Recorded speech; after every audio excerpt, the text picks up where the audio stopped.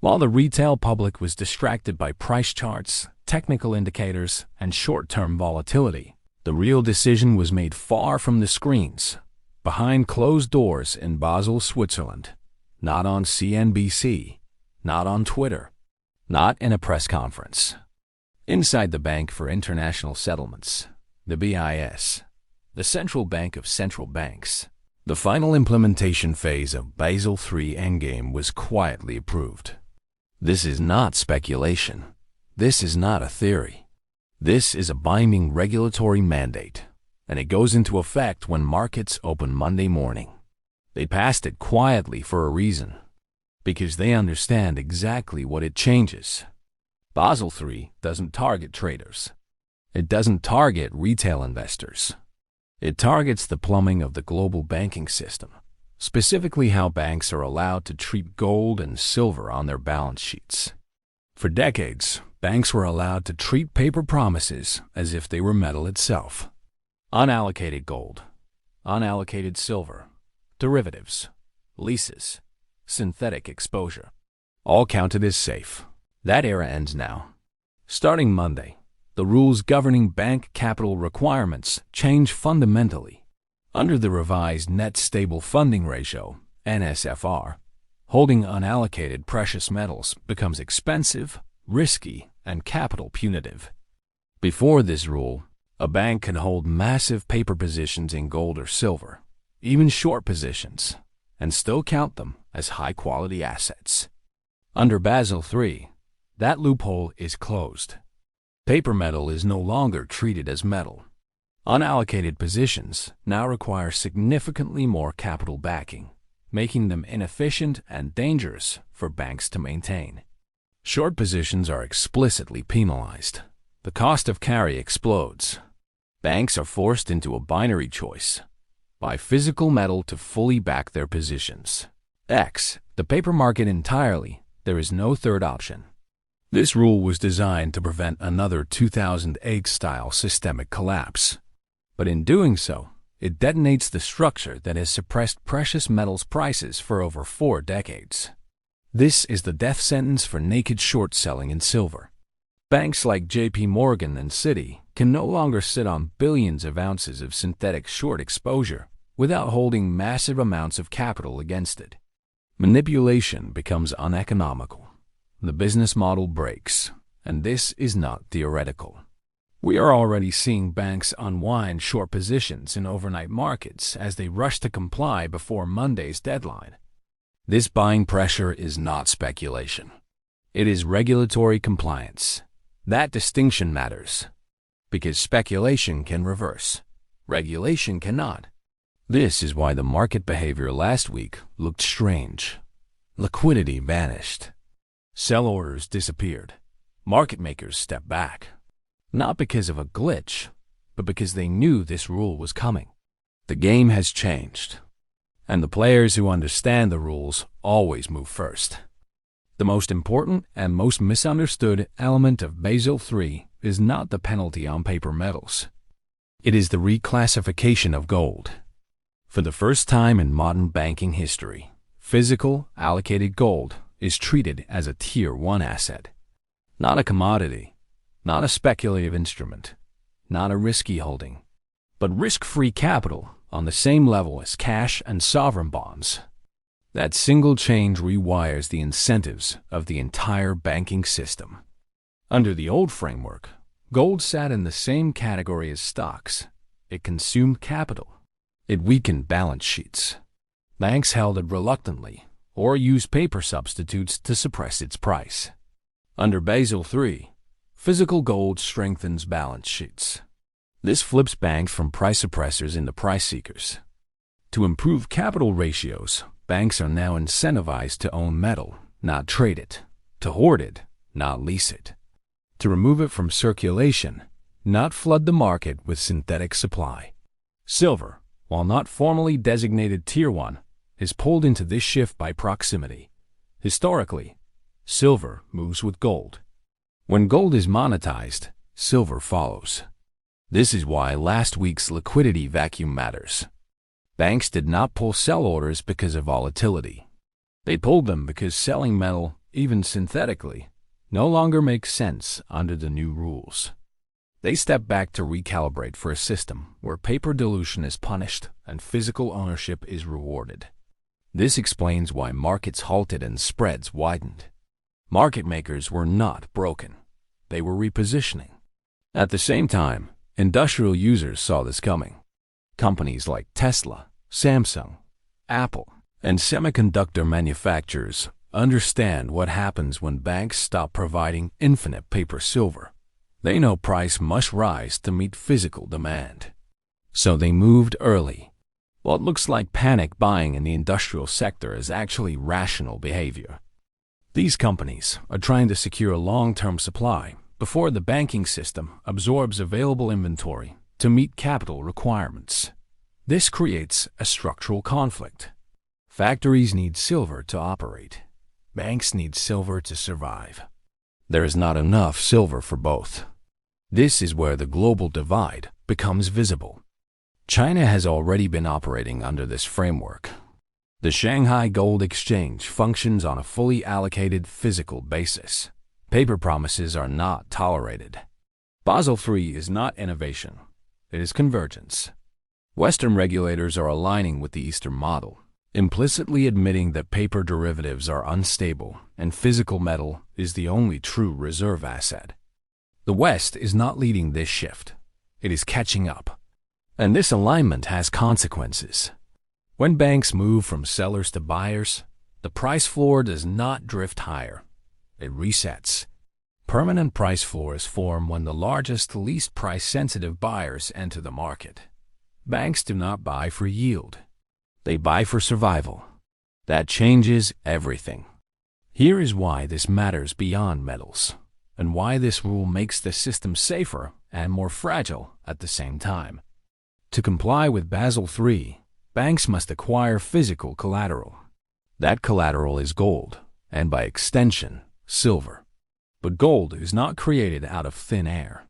To buy it, banks must sell something else. That something is dollars, euros, treasuries, and other sovereign debt instruments. This creates a mechanical outcome: currency weakness. The revaluation of gold is inseparable from the devaluation of fiat currency. Gold does not rise in isolation. It rises because the units measuring it lose purchasing power. Basel III quietly acknowledges this. By elevating gold to Tier 1, regulators are admitting that fiat collateral alone is no longer sufficient to anchor the system. The debt load is too large. The leverage is too extreme. Gold is being brought back as ballast. The ballast has a cost. If banks are required to hold more capital, they must lend less. That means fewer mortgage, tighter business credit, and higher borrowing costs, starting immediately. This rule change introduces deflationary pressure into the real economy. At the same time, central banks will respond the only way they can, by printing. This is how you get stagflation, slowing growth combined with rising prices. Historically, silver thrives in this environment. It is both a monetary metal and an industrial input. It benefits from currency debasement while remaining essential to production. There is another group caught on the wrong side of this rule: holders of unallocated precious metals accounts. Under Basel III, unallocated metal becomes a liability to the bank. Holding your paper silver costs them capital. The incentive is clear.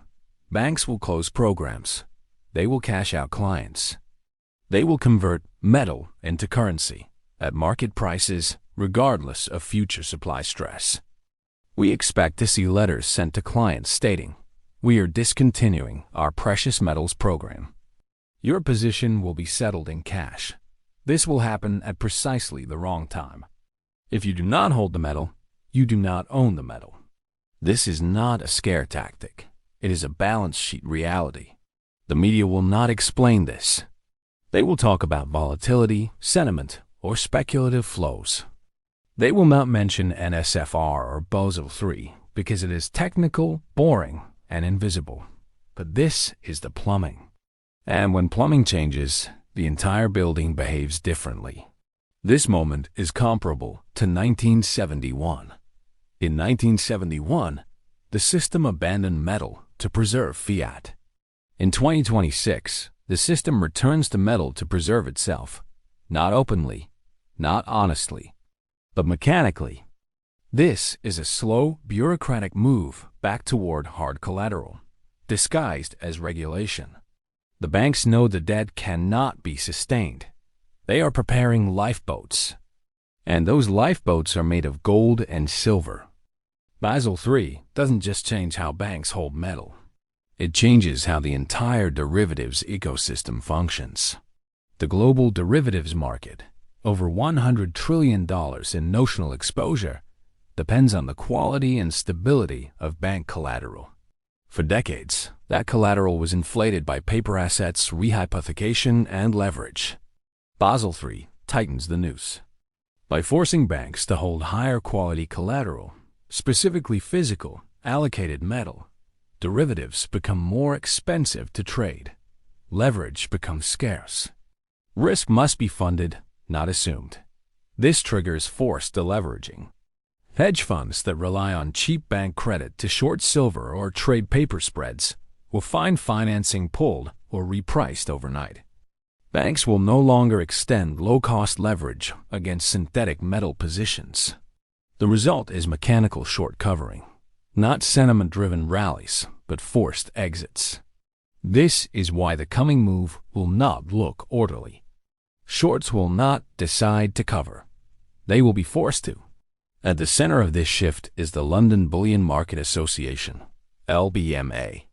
For years, LBM clearing banks exploited a loophole that allowed unallocated gold to be counted as high-quality collateral. The same bar could be leased, swapped, and pledged multiple times. A paper pyramid. Basel III closes that loophole.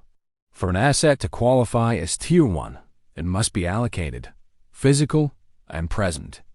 This forces LBM and banks to scramble for real inventory. Not claims, not leases, not promises. As London demands physical metal to meet the new ratios, the drain on global vaults accelerates. What was once a slow leak becomes a vacuum. Audits follow regulation. Under the new framework, regulators will inspect vaults. They will demand proof. Leased metal will no longer count as owned metal. Banks that cannot demonstrate possession will be forced to liquidate, recapitalize, or seek bailouts. This is where risk flips. A bank that stayed short too long now faces rising prices and rising capital requirements. Buying metal pushes the price up against their own exposure. Compliance becomes self-destructive. This is why the rule is dangerous in the short term. It exposes how thin the physical layer really is. Sovereign wealth funds understand this. Funds in the Middle East and Asia have been positioning for years, knowing that once gold regained Tier 1 status, its price would need to rise to support global balance sheets. A $1 trillion fund moving even 1% into silver overwhelms the market. Gold leads, silver follows. As gold reasserts itself as central bank money, silver reclaims its historical role as money for the public. The gold-to-silver ratio contracts as investors realize silver is the most underpriced beneficiary of this shift. This is not speculation. It is remonetization by regulation. Basel III creates a paradox that few are prepared for. The rules were designed to make banks safer. In the short term, they may do the opposite. Many banks simply do not have enough physical metal to meet the new requirements. And the only way to get it is to buy it openly in a market they spent decades suppressing. This creates a doom loop. To comply with the law, banks must buy metal. Buying metal drives the price higher. Higher prices increase losses on remaining short positions. Those losses weaken balance sheets, forcing more buying. The system is cornered by its own rules. The Federal Reserve may be forced to intervene, not to cap prices, but to supply liquidity so banks can afford compliance. That liquidity will be created from nothing. Inflation becomes the release valve. This exposes a deeper conflict inside the financial system. On one side, Banking regulators are demanding hard collateral. On the other, central banks are pushing digital currencies and control systems. Hard money versus programmable money. Commercial banks need gold to survive. Central banks want CBDCs to dominate. This is not coordination. It is fragmentation. In that conflict, the individual investor has a rare advantage, holding the one asset both sides need: physical metal. New rules bring new audits.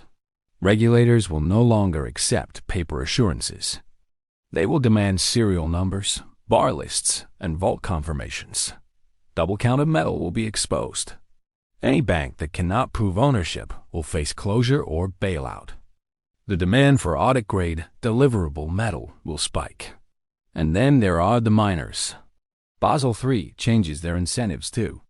If a major bank needs tens of millions of ounces to satisfy regulatory requirements, it will not buy from coin shops. It will go straight to the source. Direct offtake agreements. Long-term contracts. Zero retail supply.